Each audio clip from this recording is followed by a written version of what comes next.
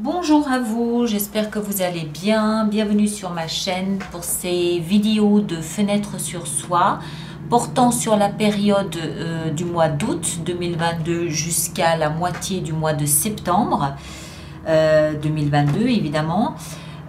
Ces fenêtres sur soi peuvent avoir un rapport avec la fenêtre sur soi de juillet-août que j'ai précédemment mis en ligne.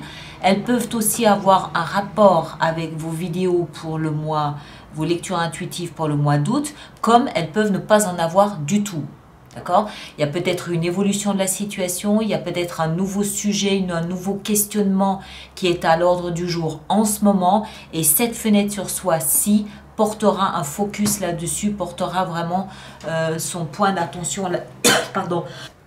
Alors, pour réaliser ces fenêtres sur soi, je me sers du Anaka Tarot, que voici. D'accord? Ce sont ces cartes-là, n'est-ce pas? Et puis, la petite carte conseil sera donnée avec le After Tarot, qui a un dos qui correspond à ça. D'accord? Merci à vous tous, passez un excellent été et puis à très bientôt, c'est-à-dire le 25 août pour nos vidéos du mois de septembre. D'accord? Merci à vous tous et à très bientôt. Verseau, bonjour à vous et bienvenue sur ma chaîne pour votre fenêtre sur soi pour cette période, comme je vous le disais, du mois d'août à la première quinzaine du mois de septembre. J'espère que vous allez tous très bien, que vous passez un bel été. Alors, voyons voir ce que nous avons pour vous. On va couper, on va couper ça comme ça. Alors, au cœur de votre lecture et donc au cœur de cette période, pour vous, cette période de 6 semaines, nous avons la 4 de bâton. Alors, pour vous, il s'agit ici de stabilité. 4 de bâton, les 4 murs d'une maison, les 4 pieds de la chaise ou de la table, stabilité. Et puis, la 4 de bâton, c'est une énergie qui nous parle d'une période de paix. Une période où il ne se passe pas forcément grand-chose et où on peut se reposer un peu sur ses lauriers. On attend, on espère une période d'abondance.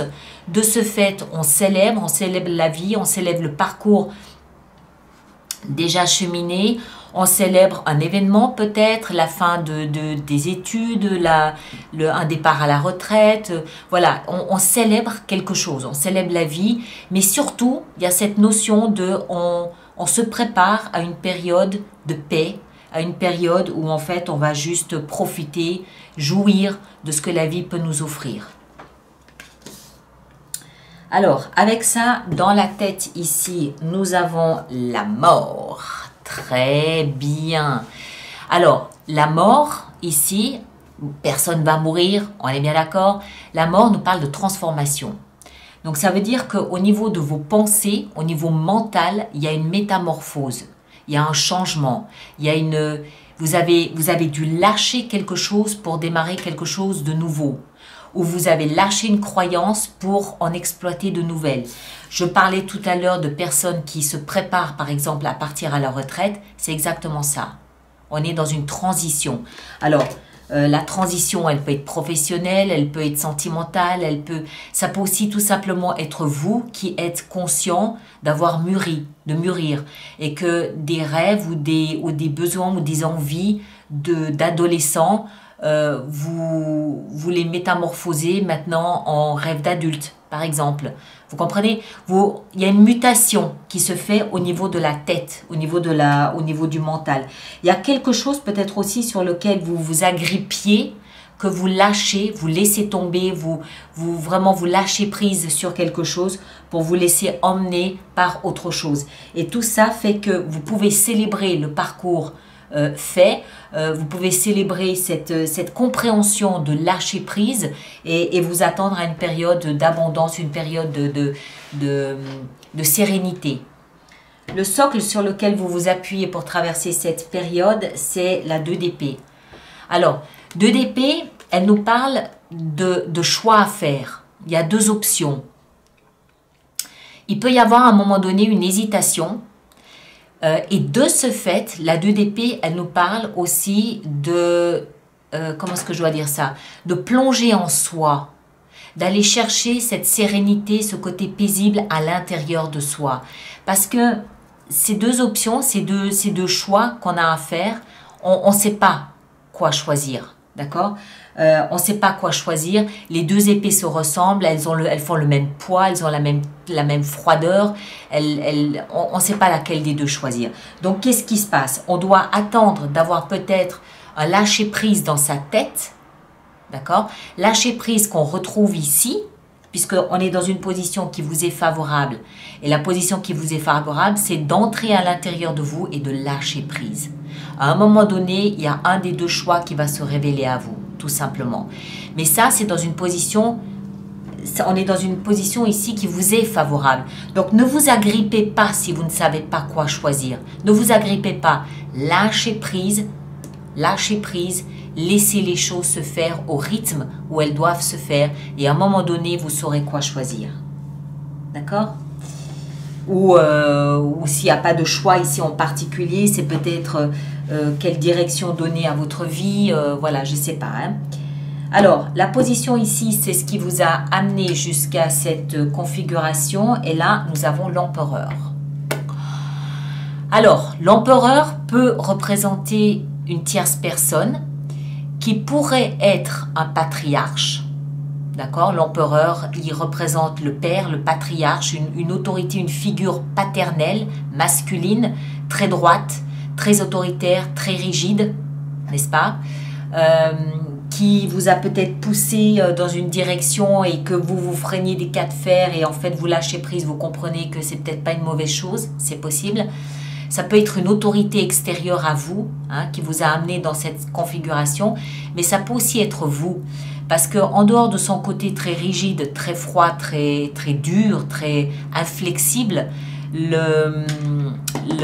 l'empereur, il représente aussi le pionnier. D'accord? Il représente le signe du bélier. Donc oui, ça peut aussi être quelqu'un d'un signe du bélier, homme ou femme. Mais moi, ce que je vois aussi, c'est que c'est peut-être vous qui vous avez, comment est-ce que je dois dire ça? Vous vous êtes converti à quelque chose de plus souple. Vous vous êtes converti, cette rigidité vous a amené à un moment donné à vous dire non, j'ai envie d'être plus souple et j'ai envie surtout de montrer le chemin aux autres. J'ai envie d'être un pionnier, j'ai envie d'être le premier sur un chemin inconnu que personne n'a encore pris et comme ça je pourrais montrer aux autres quel chemin suivre. Bon, on revient toujours à cette autorité à un moment ou à un autre forcément, mais il y a cette notion d'audace, il y a cette notion de j'ose faire quelque chose qui n'a encore jamais été fait. D'accord? Mais pour ça, je dois lâcher prise. Je sais que le choix que j'ai à faire, ça va venir où je m'abandonne à ce que je ressens pour pouvoir choisir un nouveau chemin. Moi, je vois assez bien cette notion ici d'aventure. Je pars sur un chemin non encore exploré. Ça nécessite de ma part que je me convertisse à une façon d'être que je n'avais pas exploitée jusqu'à présent, par exemple. L'issue vraisemblable, pas terrible, 9 d'épée. Alors, 9 d'épée, les épées sont des pensées, d'accord? C'est la pensée, c'est la communication, c'est l'analyse intérieure. 9 nous parle ici d'obsession.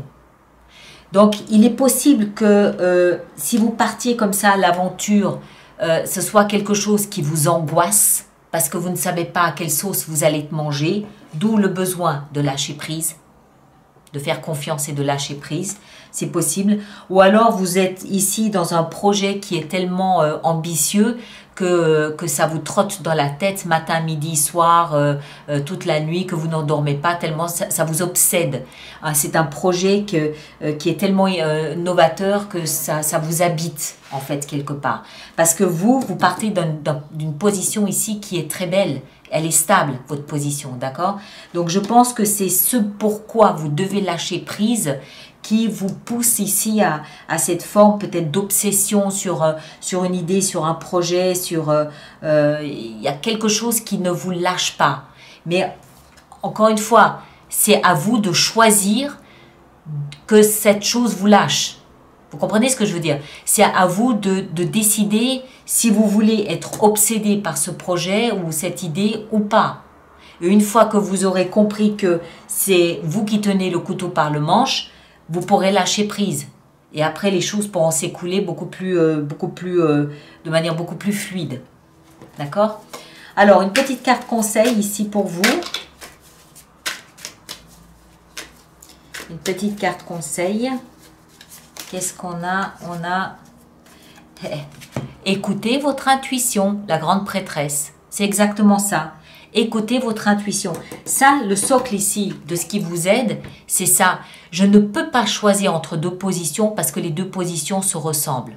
Qu'est-ce que je fais? Je vais dans mes tripes, au fond de moi, hein, là où se trouve mon intuition, et je m'en réfère à mon intuition. D'accord? Ou à mes rêves peut-être. Ça peut, parce que la grande prêtresse ici, les rêves sont le langage de l'inconscient. Elle représente l'inconscient, tout ce qui n'est pas conscient. Donc peut-être que dans vos rêves, vous avez une ou deux pistes de réflexion qui peuvent vous aider à traverser peut-être cette période. D'accord?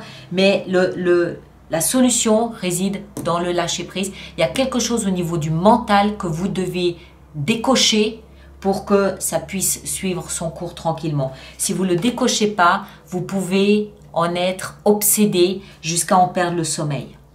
Ok?